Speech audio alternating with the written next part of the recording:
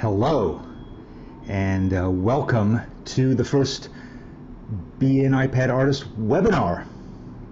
I am Danny Gregory, and I'm here to answer your questions, share in your delight, diminish your frustrations, and help you in any way that I can with my potentially encyclopedic, but also possibly terribly limited knowledge. We'll find out how much I actually know in the next hour. So, I think an hour should be plenty of time.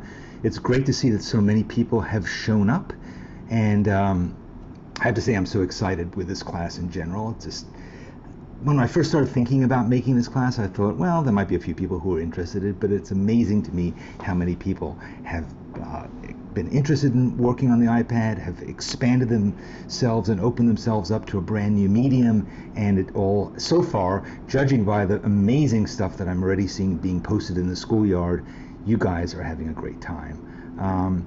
So let me just quickly see if there's any initial questions here. All right. Well, we have a lot of questions that people have posted already on the schoolyard, and I'm going to answer those probably first, which will give you all a chance to post your questions on the comments here on YouTube, and I will get to all of them, I promise. All right, I certainly will try, unless there's some terrible reason that I can't.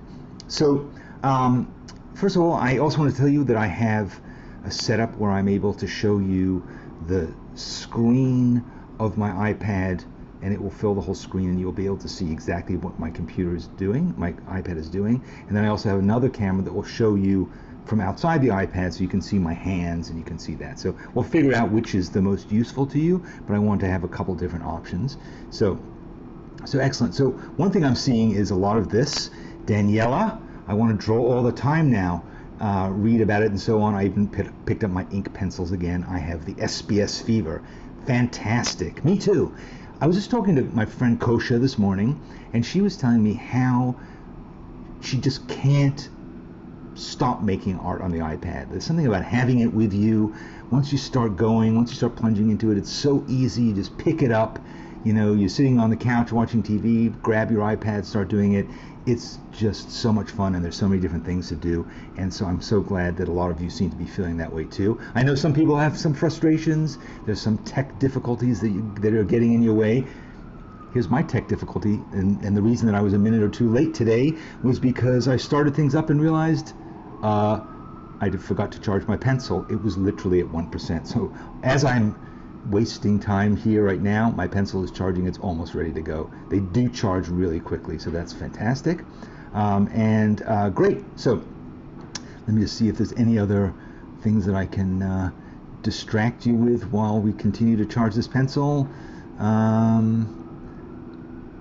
Well, it's just so nice to see so much enthusiasm and so much interest. I'm sure you have a lot of questions. I know I do, and I've figured out some answers for you. And whenever I see a question being posted either in class, in Sketch, or in the schoolyard, I try to answer it there. And I've a couple times made like additional videos. And also, in case you didn't know, I made a special additional video this week with 10 Procreate tips, some of which go beyond what we've already worked on week 1, but may get you started, may be interesting, and just another resource to have. I think I've posted links to it in the schoolyard. In fact, I have. I've also posted it on YouTube, and that's where it lives, so you can always see it, and you can of course look at it. And there's also on schoolyard, there's also a transcript for it, so if I speak too quickly, you will find that it will kind of spell everything out and tell you where to go to look at stuff. So great.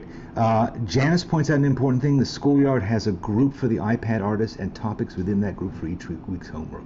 This is really important. Now, some of you may have signed up for this course and not joined the schoolyard.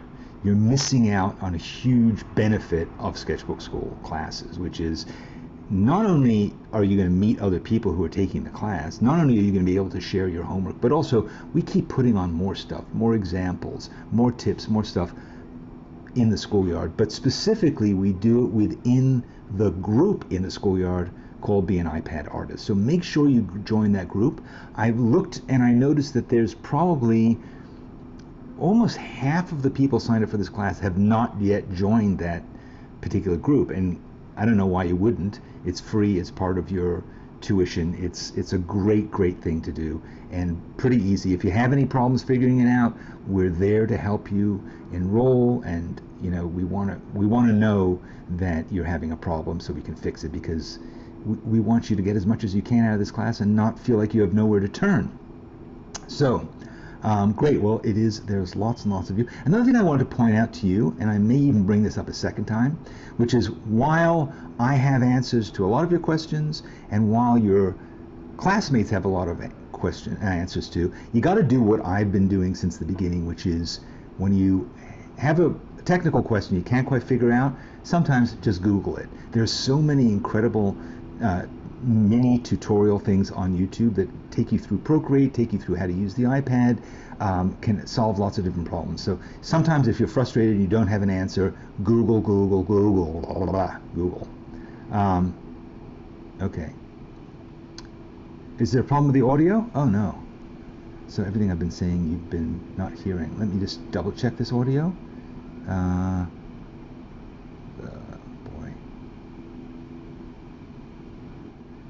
Okay, is that better? Can you hear me now clearly? Please let me know if you have a problem. I'd love to fix it. The audio is still bad. Oh, thanks, Brett. Everybody else says the audio seems to be okay, so sorry. Good. Okay, I'm just going to plunge in and start answering questions now, because I see that there's a lot of people. And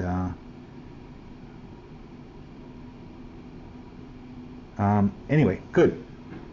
So here we go. So here's a question that somebody left in the yard that I'm going to share with you. Actually, let me get to that one in a second, because we haven't really talked about text that much yet. So here we go. 1 second. Excuse me while I just get this worked out. Okay. Someone asks, oh, this is a whole voluminous number of questions. Let's see if we can answer all of them. Is there a limit to the number of colors that a palette can hold? That's a good question. And let's just go and have a look at the iPad and see, because there is definitely a limit. It's a rather large limit, but I think it's probably 18. You'll be able to see in the number of squares here. 1 second. Let me get this on. There we go. So let's launch Procreate. Let's open a blank page, and let's look at the number of things. So basically, as you can see, it has about 30. There's about 30 different things, as you can see here. Let me move myself out of the way. And you can see that there's a good 30 or so here. Let's switch to, sorry, this is a bit challenging here. Here we go. All right, so good. So yes, as you can see, basically you can fill up this set of boxes here, and you can fill those up. And of course you can then fill up a second palette. I think there comes a point where having more than 30 colors in a palette is a bit much, a bit excessive.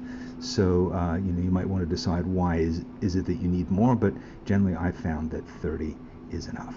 So that's the answer to that. What's the largest canvas size and resolution that can be used to create artwork that could be printed as a poster with good resolution? I've heard that you can print at 150 dpi and not sacrifice resolution. Okay, so that is a question that is also a good one to ask your printer. Personally, I've always tried when I'm printing something to do it at 300 dpi. So, but the fact is that you can often, I mean, again, how large is your poster going to be? When we get to talking about David Hockney, which we will soon, he did giant posters that were not posters, they were blown up printouts of his paintings that were 30 feet high, and the resolution was really great. I've been and seen them and looked at them closely. So you have an enormous lot of latitude. What happens in Procreate is when you make your canvas larger, your number of layers diminishes. But theoretically, and I've never tried this, if you had a canvas that had one layer, how large would it be? You can figure that out by playing around, frankly, with the canvas settings. But generally, I would talk to your printer and say, will 150 be good enough? I don't think it will. I would go 300. And if you're doing something that's this black ink, I usually go to 600 DPI for that, just because you don't want to have any kind of jagged edges. So that would be my suggestion there. If you resize a canvas with artwork, do you lose clarity and resolution if you increase the canvas size? Well, the option that you have here is, again, let me just go back to looking at this, is if you go here and you start a new canvas, let's try a new canvas.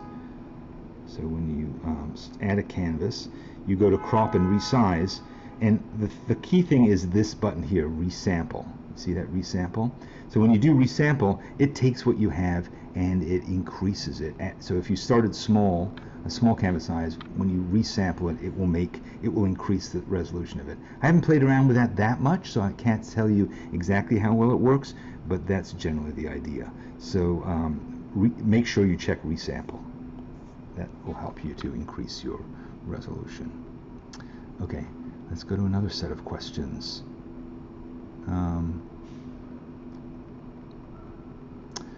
What's the bottom portion of the color picker all about? It seems the color picked, meaning the color saved when you hover over it, is just the same as the top arc. So what's the bottom arc for? All right, let's go and have a look at that and see what we're talking about.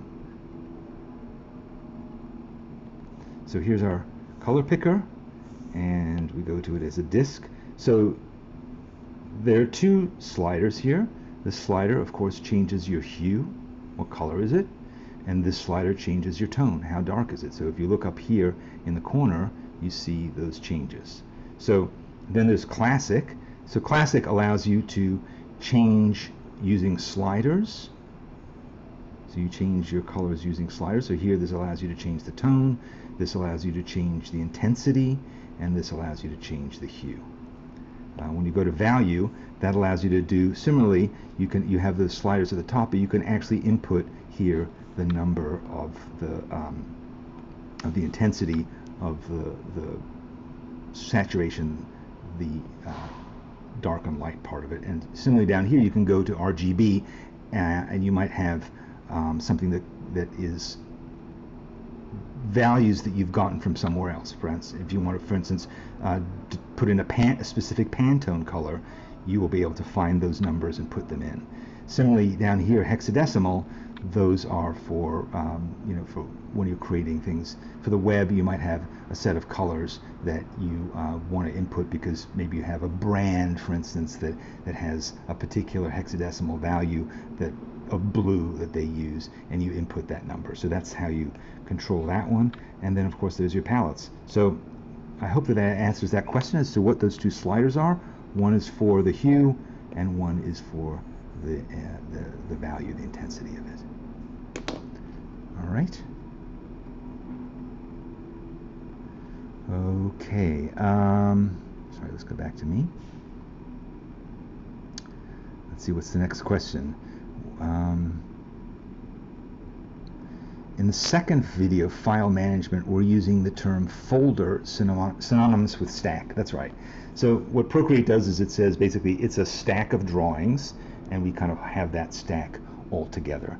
Now I noticed that somebody else asked this question, which is there a way to take a drawing out of a stack? Let me just put that up here. The reason I'm being a little finicky about these overlays so that you can see what I'm saying is because you might want to go back later on and quickly scan through this video, and this will at least tell you what I'm answering. So is there a way to take a drawing out of a stack? So let's try that, and I'll show you how it works. It is a little counterintuitive, but not counterintuitive, but it's not necessarily intuitive. So let me go back to my gallery. Hello. And let's say here's my dog's stack. So what I do is if I want to take this guy out of my stack, as I do is I slide him up here and I slide him over to dogs, and now I'm on where all my main things are. And if I want to, I can drop him here, or I can just slide him into another stack. So here's how I drop him into a stack. I'm going to drop him into my people stack where he doesn't really belong, and there he is now. So that's, again, holding it and sliding it. hopefully that's clear. If it isn't, please let me know. Let me just double check that there aren't any. Okay. Brett, I hear you're really one of the few people complaining about the audio. I'm not sure if it's at your end or not. So Marlita asks, can I input a color manually? Well, I think as I just showed you, you can. You just go to that selection of your, you just go again to, let's go back to my dog. You just go here and you go to value, and there you can enter your hexadecimal, or you can enter your RGB mix. So yes, you can.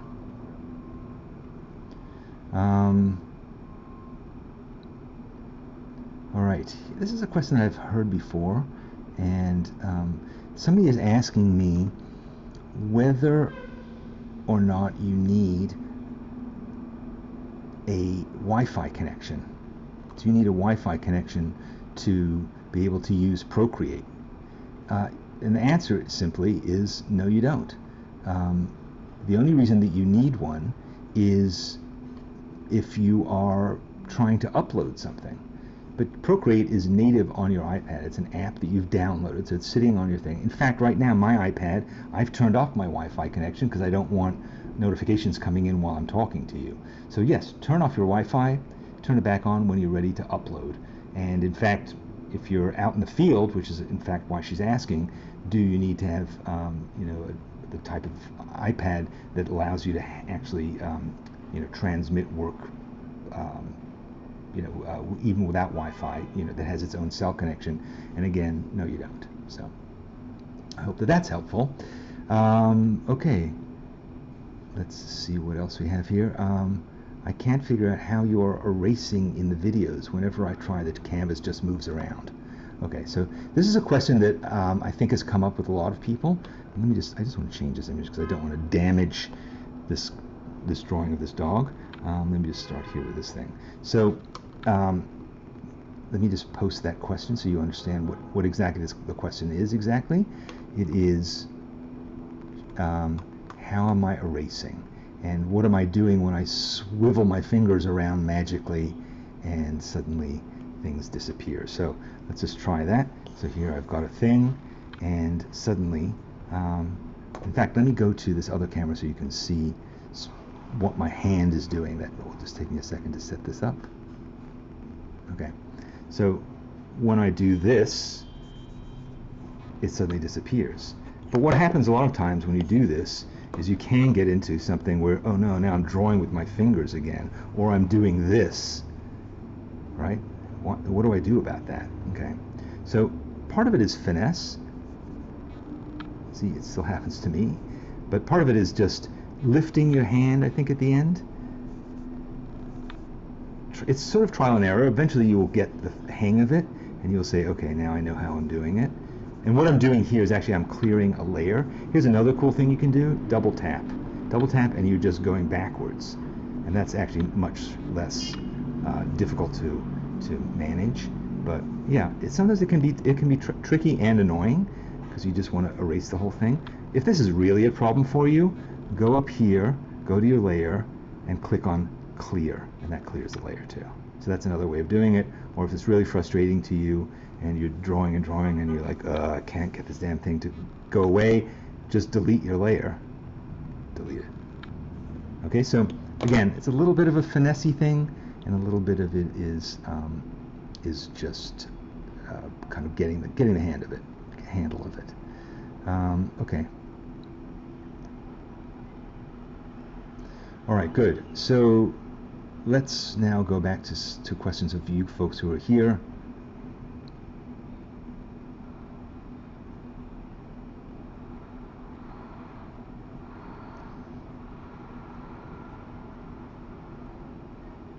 Okay. Let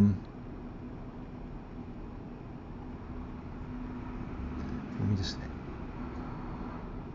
There's a lot of questions here. I'm trying to figure out which ones I need to address, because some of them are just comments about this actual webinar. But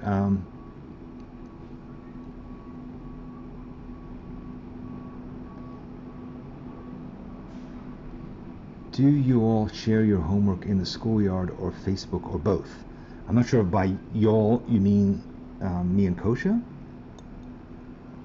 but let's just say I'm assuming that you're talking about your fellow students.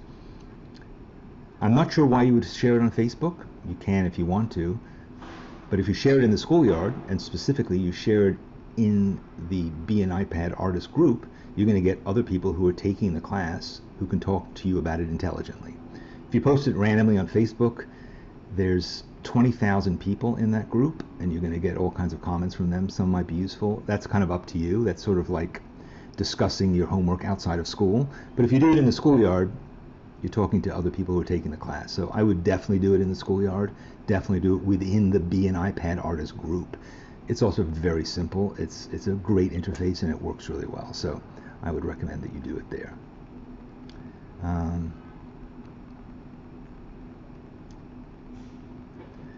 All right, next question.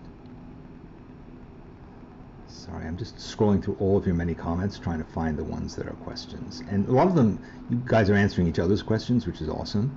And that saves me the work of it. And you probably are answering them well.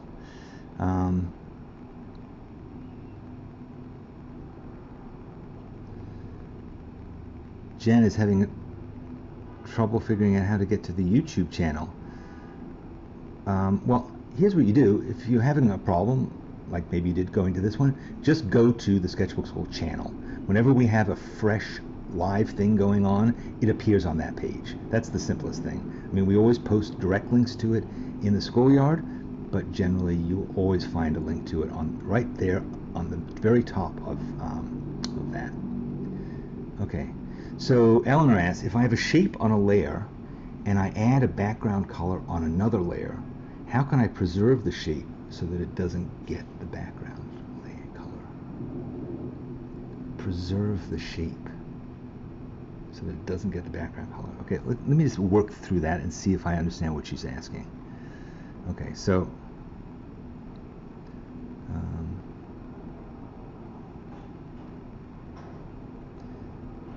I have a shape on a layer and I add a background.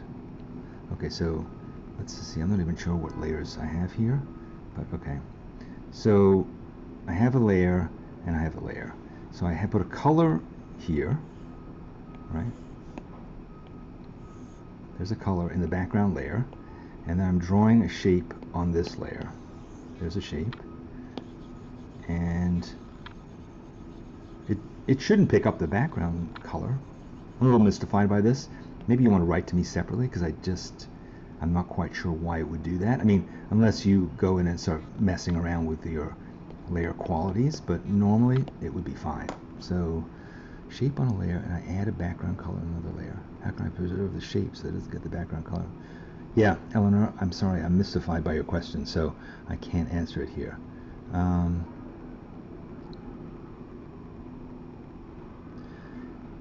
Bird with a Brush, I love that name, says, I would love some ideas for exercises that would help cement a lot of the commands and gestures better in my mind. You know, I hear you, and I think that it takes a fair amount of kind of just doing it to get into how the things work. I mean, that's been my experience, is you know, figuring out what all the different gestures are. And again, by the way, you can customize all these gestures by going into the wrench and going to gesture controls, and you can actually change them. If you find there's something that you do quite a lot, you can set a specific gesture. I have generally not done that. I've just worked with the ones that they give me. But also looking at the Procreate manual will also help you to stick to figure out what the different ones are. And I would just say every time you sit down with Procreate, just pick one of them and just make some exercises for yourself to reinforce that, and then eventually it will become just kind of intuitive, and you'll know, like a double tap and that deletes things. So try that kind of thing as a way of reinforcing stuff.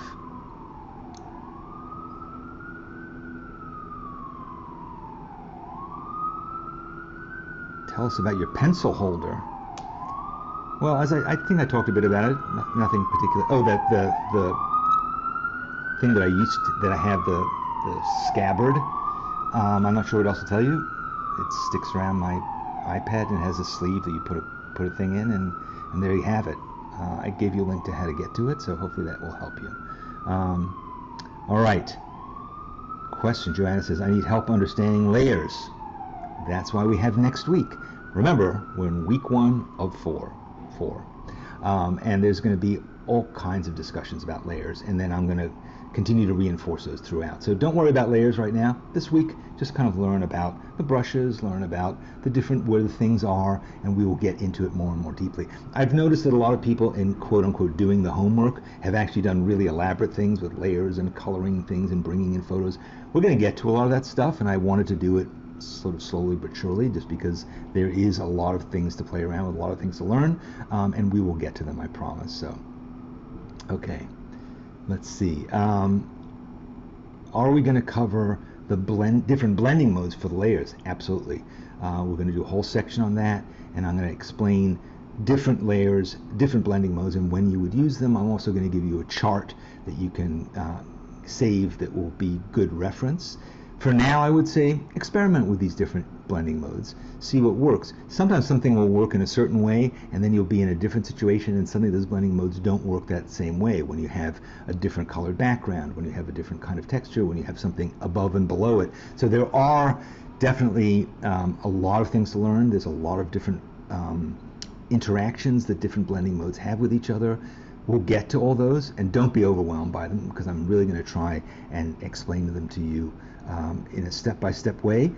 Also know that I continue to learn about these things. There's just an awful lot of complexity there, so we will get to that. Similarly, Helen talks about clipping masks. I mentioned clipping masks briefly in the tutorial, the 10 tips thing. I haven't even begun to touch on them. We will get to those. Clipping mask is one of my favorite tools. I use it all the time now, and there's just so many fantastic uses for it, and it saves you so much time. It's really good. Once you get it, it will click and you will know how to use it. Alpha Lock is great as well. Again, we'll talk about that. Alpha Lock is very useful. So, all right. Melanie asks, would it be possible for you to do a demo of one of the portraits that you have on Instagram? I love the one of your grandfather and of the monk. Yes, well, I'm going to show you lots of demos of lots of different things that I make. And if after 4 weeks you feel like I haven't covered it, let me know. I'd be glad to talk about more, or to even show you, or even to do a draw with me where I take you through it step by step. Absolutely. There's a lot of fun things.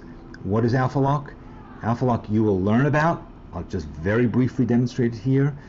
So here's layer 2. I'm going to put on Alpha Lock. Well, let me show you first of all. Let's say I take red and I draw here, right? I can draw anywhere on this layer, including on top of what I had before. Okay, let me now get rid of that. Now let's put on Alpha Lock. I put on Alpha Lock on this layer.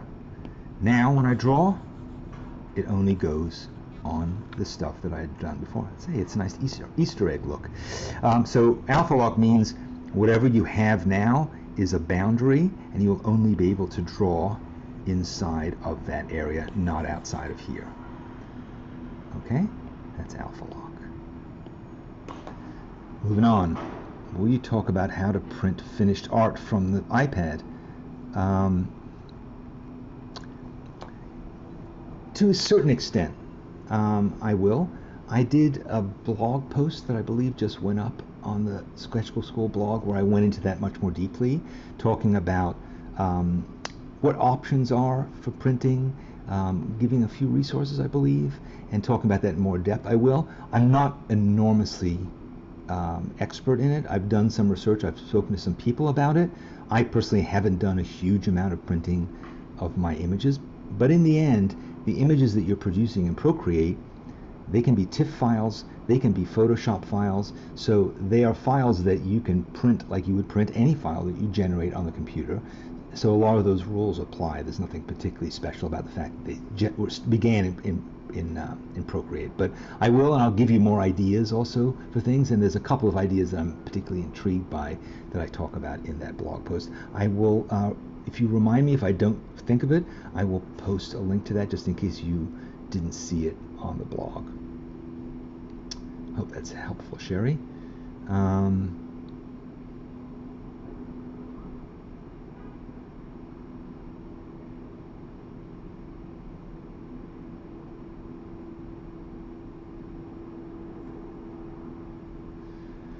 Okay. I'm still seeing these. Okay, great.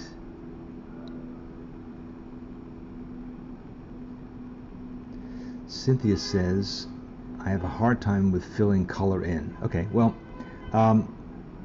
we'll continue to talk about that. There's a whole color section that we'll talk about filling in color. You also might want to look at my Procreate tips video where I cover 2 different ways of filling in color. So there's many ways, and we will get to them all. It is fine. It is great.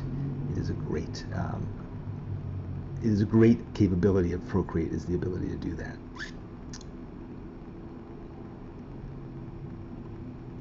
Do you have your background color on a separate layer, or can you just alter from the bottom of the layers menu when you finish your drawing? Yeah, of course. Either way. So let's have a look at that. So right now, what I did is I created, when you look at these layers, there's a layer that has a background color which is blue. Whoops, I'm clicking on this on my computer instead of here. So if I get rid of it, now I have the background color, which is the official background color in the background color layer. Right? There's the background color, and I can turn it off. I can actually turn it off, which is interesting, because then what happens is if you output this as a GIF, it is transparent, for those of you who are interested in that. So yeah, so you can have your background color either in the background color layer or in another layer that you added in. There are different reasons that you might do that, and we will talk about those.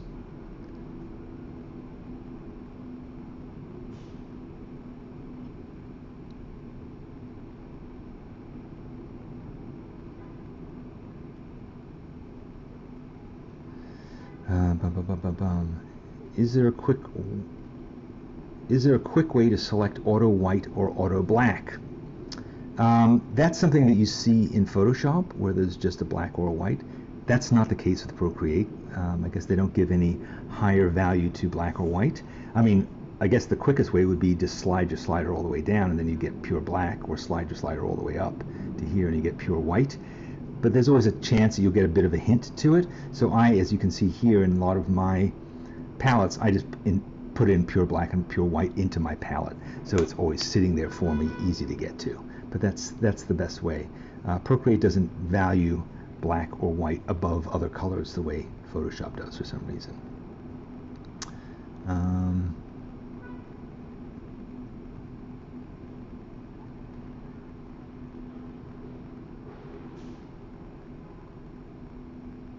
All right, I see a lot of you are sharing finger tapping exercise settings and suggestions and tips. That's really great. So,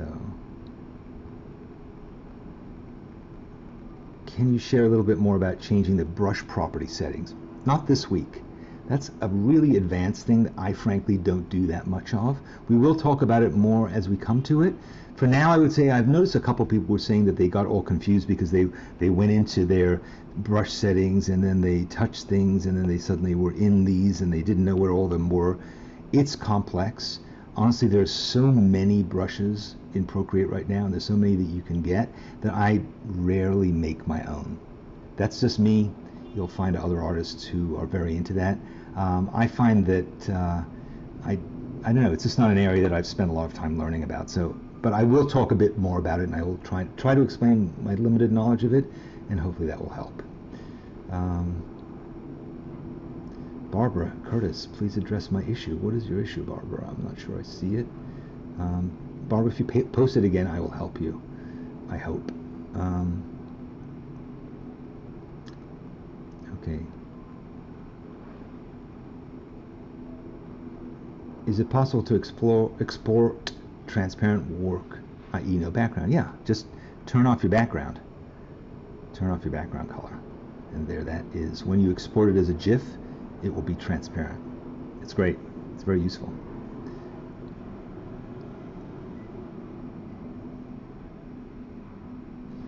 This is a good question I wanted to get to in my tips and I didn't.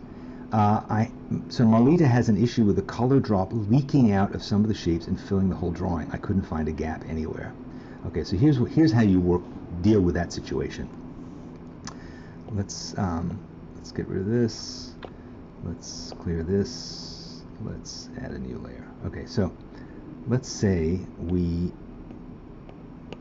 draw a shape. Whoops, that's not a great brush. Let me get a better brush.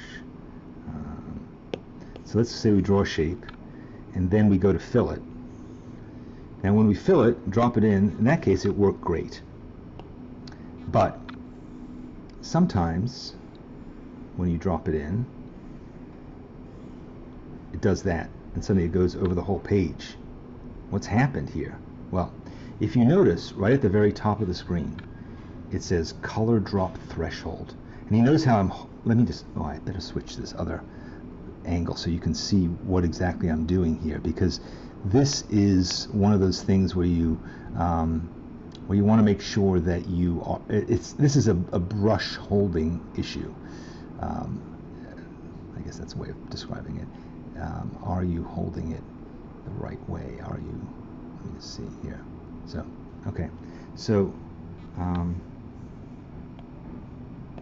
demo that again. So here's my shape, and it seems to be full, but when I drag my white in, it is suddenly filled up the whole thing. And if I go too low, you see I'm getting this line all around it, so it's not filling it in completely. Now if you look here, I'm not sure if you can see it, but here at the top of the screen it says color drop threshold 35.7, and you notice how I'm still holding the pen on here. Well, now when I move this, that threshold number is changing. You may not be able to see it clearly on the camera, but it is doing that. And the higher the threshold is, the more it's going to avoid that white line. And if you go too far, if you go too far with it, it is going to go to 100%, which means it's over the top of the threshold. If you go too low, you see it doesn't fill in the whole edge. So it isn't only a matter of whether or not your line is completely closed. It's also a matter of whether or not you are setting your threshold right. Now, here's another thing that can happen is you can draw your thing and you're almost closed, and yet, so normally if you try to fill that in, it's going to fill in the whole thing. But sometimes if you go here and you adjust your threshold, sometimes you can get it. I'm not getting it this time, but sometimes despite having this hole, and let's make this hole just a tiny bit smaller. Let's have just a thin crack here and see if despite that we can still fill it in. Well, can we? Maybe not. Well, anyway, sometimes you'll find when you do that in spite of the fact that you have a little hole, you can, in fact, just by adjusting your threshold, you might be able to overcome that. You might be able to overcome it. Let me see if I can. I did, you see? So even though I have the hole, I was still able to get it because my threshold is at 3.5%. It's really low. Okay? I hope that explains that. Sorry. Okay. Is it possible to... Okay. Why do you add a background color on layer 1 instead of just altering the white background? Yeah, well, there are different reasons. I think we will get into that as we go along.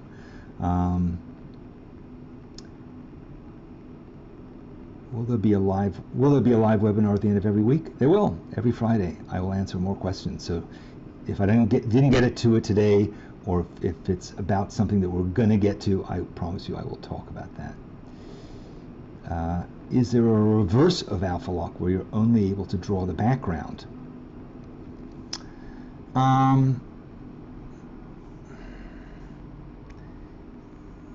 Not really. But there is a solution to that. So for instance, say I want to just draw on the background, what I would do is I would go to my selection tool and I would select automatic like that, and then I would invert it. So now when I draw white, oops, let me try that again. So I select the background, I invert it, and then I go to here. Whoops, that's wrong. Try that again. Okay, I select my background, that's what it is, and then I take my brush, and now I'm drawing everywhere but on my white. So sort of the, yeah, so that works. It's not really a setting, but it's a way of doing that exact thing that reverse alpha lock would mean. How do you upload your work to Instagram? All right, well, that's again something that is, I did an entire sort of demo or explanation that I added to the class this week. It's also on the Schoolyard, and basically what it is you export it to your, and I did it not to show you how to export to Instagram, but how to export to the Schoolyard. But it's the same principle. You're basically saving it to your photos, and then you're using your photos to upload it. So Instagram looks to your photos for your art, and that's how you do it. Is it really much better to use an Apple stylus? Well, I think we've gone into that, absolutely. Doreen, I think you will find that it is helpful, although I have talked about other styluses that you can use, but I would definitely recommend the pencil above all. If I make a selection with a ribbon tool, can I change the size of the selection? Well, let's have a look at that. So let's go here, and so let's say I've done freehand. I'm selecting this part of it. So I've selected this part, and now I'm moving it around. Okay. Now, if I want to do another selection, or let's say I want to take that same selection, I select something. Now I've selected that part. And now I want to select this part. I just select it there, and now I've selected both parts. So yes, you can keep adding onto your selection. You know, it only works really as when your ribbon is open. As soon as you go to something else, as soon as you go to the pen, you don't really have that selection capability anymore. So make sure you do all your selecting at once. Select, select, and then move it together. Okay? So yes, you can select multiple things. So there's a bit of a limitation, but it works pretty well.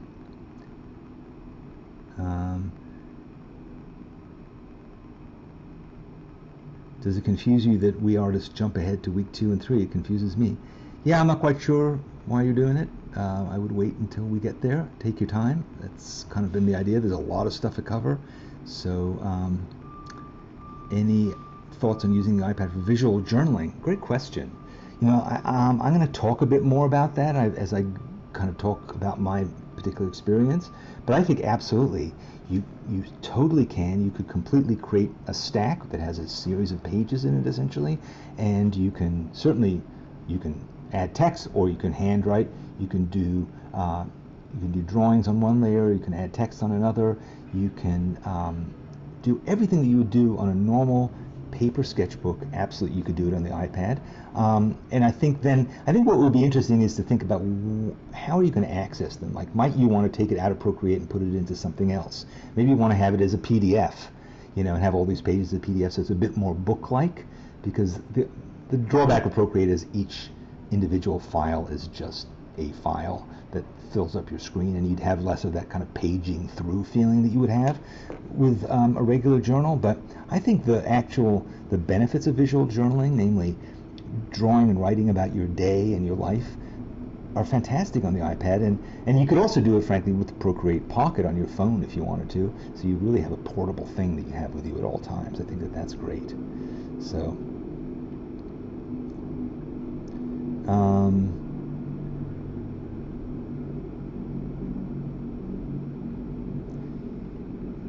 is there a way to do color gradients? Is there a way to do color gradients in Photoshop? I think we'll get to that. I think we're kind of far away there. There are ways. There's a lot of different ways that you can do them. You can build your own. You can make brushes that are gradations. I actually have a set of brushes that are gradations. So yes, gradients. So yes, you can. That's getting a little bit ahead of ourselves for right now. So. Chucky Ducky, I hope that I've answered your question about the discs. Why do I have to adjust the inner circle to get the pure color, which is highlighted? So as I said, you hues, tones. I think we've gone over that. And okay, let me just see what else we have. I think we have to figure out in the future how we can manage these questions, because there's a lot of things that aren't questions, and it's just I'm just wasting time trying to find them. Let me just see what else we have.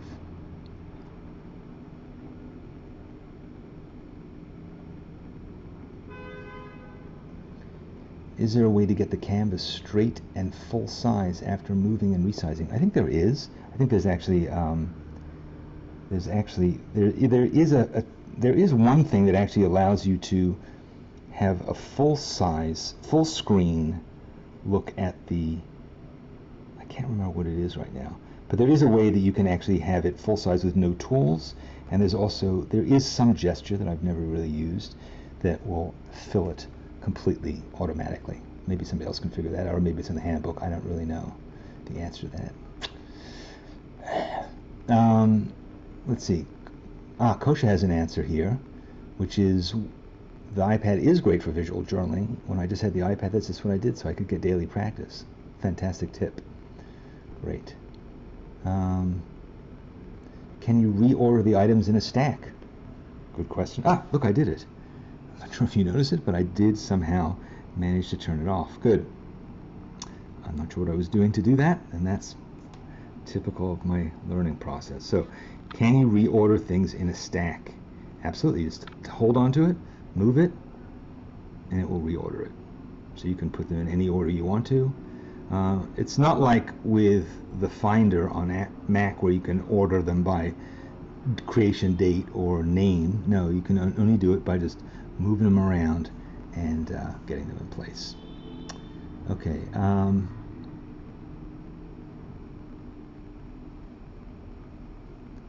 All right. How can we send you questions? Cynthia asks. Direct message me on the schoolyard. People have been doing that, and I've been answering them. And if I get a question quite often, then I'll make a little post about it usually. So, Linda, if you're having problems with uploading to the schoolyard, I suggest first of all that you make sure you've read all of the documents because we've explained in detail how to do this, and that you'll find a lot of help in the help section. So make sure you've done that. If that continues to be a problem, please contact Morgan, and she can do that. So yes, a few people have suggested do the questions ahead of time in class like we used to, and a few people did, and I've tried to answer all of them. So certainly, I would say maybe for next week's webinar, if you want to have questions answered, make sure you post them on the schoolyard in the particular event for this, and that way I'll make sure to get to all those first. Let's see what else. Yes, that's a great question too. A suggestion too. Write them in caps so I can find them easier. That would be good. Let's do that. So I don't want to miss quick pinch to resize. You're a genius, John. Thank you. It's true. So yes, so we're here, and then we do. Oops. Is that what it is? Yes, quick pinch. You see how I did that? So I make it small, and then I do quick pinch, and it's full. I knew there was a trick. Thank you, John. Good on ya. All right, I think this is a great solution. If you have a question from now on this webinar and in the future, type the word question in bold caps, and then write your question after it, and that's how I'll answer it. Perfect. Thank you, Sue. That's what we'll be doing, and we'll share that, remind people about that too. I've been putting my homework drawings in the digital drawing topic. How do I navigate to the class iPad group? Look at groups. Groups is in the left-hand side. You'll see groups. Go to groups. You'll see one called Be an iPad Artist. You'll need to officially join the group, which happens instantly, and then you'll be in. You should definitely be part of that. Digital drawings it's like an old topic that we've had for a long time. Can you build a stack within a stack? I don't think so. When you take one stack and you drag it on top of another stack, it just spreads them all out. So I don't know. I have a feeling that Procreate will deal with that eventually, because I personally find I have so many now that stacks isn't good enough. I definitely need help with that, and I think that they're gonna fix that. I go to the Studio Pen, and then another page pops up which I can't get rid of, and I can't draw on the canvas. Okay, so basically what's probably happening is you're going here, you're going to, I'll go to Studio Pen, and then you're holding on it, and then you're getting to this. All right, is that what's happening? Well, just go up here, click on that little arrow, and you're back. So, or worst comes to worst, close it, reopen it. Well, actually it's still there, isn't it? Yeah, so just click that arrow, then you'll be back. You'll be back in there. Hope that that helps you.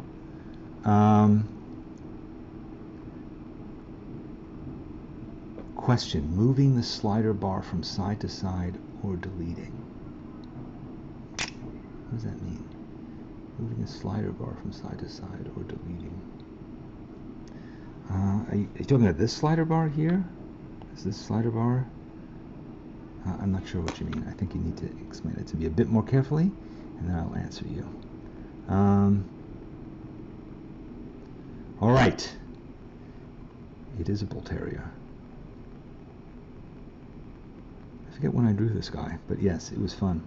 Did I draw this for class? No, I think I drew a pink one for the class. But yeah. Yeah, there's a lot of different demos here. All right, great.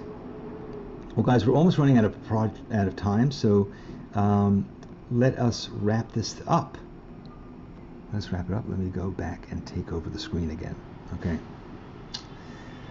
I hope this has been fun. I hope that you have. I hope this class has been fun. Of course, that is the main thing, and I hope that this webinar has been helpful. You know, we'll continue next week. And again, your questions are really great for me too, because they show me what I may not have taught you properly or what I may not have explained clearly. It seems to me, in looking at these questions, that they kind of fall into two categories. One is people who are just simply having a bit of a trouble with the interface, things like, you know, I opened a pen and then other things opened up. And that's perfectly appropriate. At this point, you're just learning how to use this, and there are some weird things that are new. That's fine. Then there's other questions that I get, that there are people who are impatient, who are jumping forward and doing things, and that's great too. We will, I promise you, cover as much as I know over the next ensuing 3 weeks. There's a lot of stuff, and I think we'll also get to points where I'll be answering questions you didn't even know you had yet, as we delve deeper into things that are really things that might not have occurred to you. Didn't occur to me, but I figured out over time. So we will learn more, we will do more, and you will wonder more and have more questions, and we will get to those. This is a new frontier for all of us, or for most of us, and so there are bound to be a lot of things we're trying to figure out. One thing I would say about the homework, because I see, as I said, people just experimenting with all kinds of things. I think that's great. Just try when you can to make sure that among your exuberant experimentations that you do tackle some of the things that I've said. So do try doing experiments with just brushes. Try and think about the characteristics of brushes, and we're going to get into that more next week as we really talk about line quality, because that, I think, is a key part of it. I'm also seeing people like kind of just coloring in by using blending tools and smudge tools and all that kind of thing. Great to do, great experimentation, but I think you'll be more happy with the results as we experiment with different techniques that will just give you more control over it. It won't make everything look like a blurry pastel picture, but there's so much that you can do to make really specific, polished kinds of work with Procreate, and I think that I'm hoping that going through the steps that I suggest will help you. So experiment, share your experiments, share your discoveries by all means, but also try and just also do some of the homework. At first I was worried that I was giving you too much homework, but it seems like there's a lot of energy around all this, and you're also finding that you can do things pretty quickly with the iPad, so you're getting ahead of things, and that's really great. So great. Let me just see if there's any last thoughts. There's 10 things that have jumped up quickly beforehand. All right. Can I change the option of when I draw the line keep snapping into a straight line? Yes, you can. You can turn off that option, or you can dial it back. Let me just quickly answer that question. So let's have a look at this guy. So when you go to your preferences, oh, sure, I'm not even showing what I'm looking at. let me do a separate, I'm going to do a separate little video on that, just not to answer that now. So, because I've done everything you say and I still can't draw on a canvas.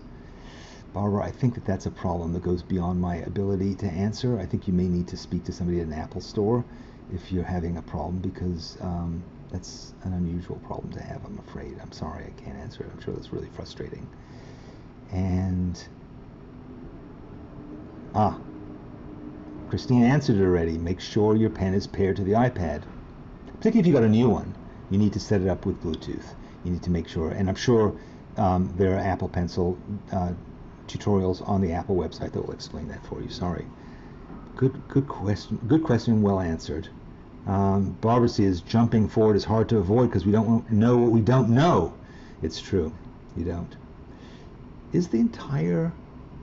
I wonder if the entire curriculum is available yet. I'm not sure if, because we're dripping out the class, if you can see everything we're going to cover. Maybe I'll just make a copy of the entire curriculum. Would that be helpful? And share that. I'll share that in the group on the. Yeah, I think I'll do that just in case. So you go, oh, are we going to cover this? I better do it. Cynthia suggests self-medication. Very good idea. Have a bottle of wine or two, and play around. Just play. I promise you're going to learn all this stuff. I did. What do I know? Why am I any better at this than you are? So just we'll get to it all, and we will get deep into it. So Jen says, Jen, who's one of our beta testers, so she's been at this for a bit longer than the rest of you, is making me go over stuff that I was avoiding because I thought it was hard. I totally know what you mean. Particularly when it came to layers and blending settings on layers, I was like, that seems like a nightmare. I just avoid it. I won't deal with it. And now I find it's what's allowing me the creative freedom. It's just allowing me to make all these things. So we will start talking about layers, and I will give you lots of opportunities to get into ways of using it, and it will be very interesting. Very interesting indeed. Okay. Okay, so Cynthia answers my question. The titles of things are locked. It's true. They're locked because we want you to, there's so much, there's 68, now 69 videos that I've made. So I'm trying to kind of parse them out to you bit by bit so that we can manage how we're all learning and make sure that we get to it. It took me 2 years to go through all this stuff. Why should you people learn it all in a week? Anyway, so yes, so you can see all the things that we are going to cover. So hopefully that will guide you a little bit. All right, good.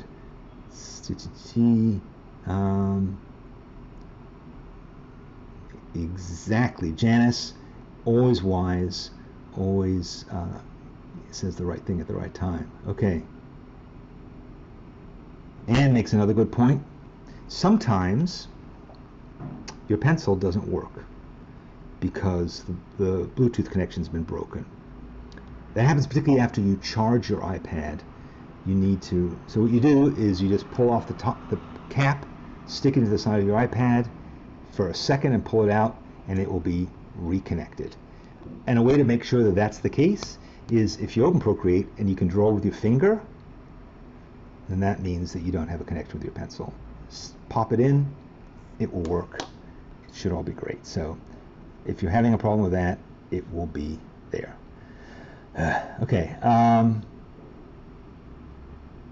Maybe we could have a handout. A handout?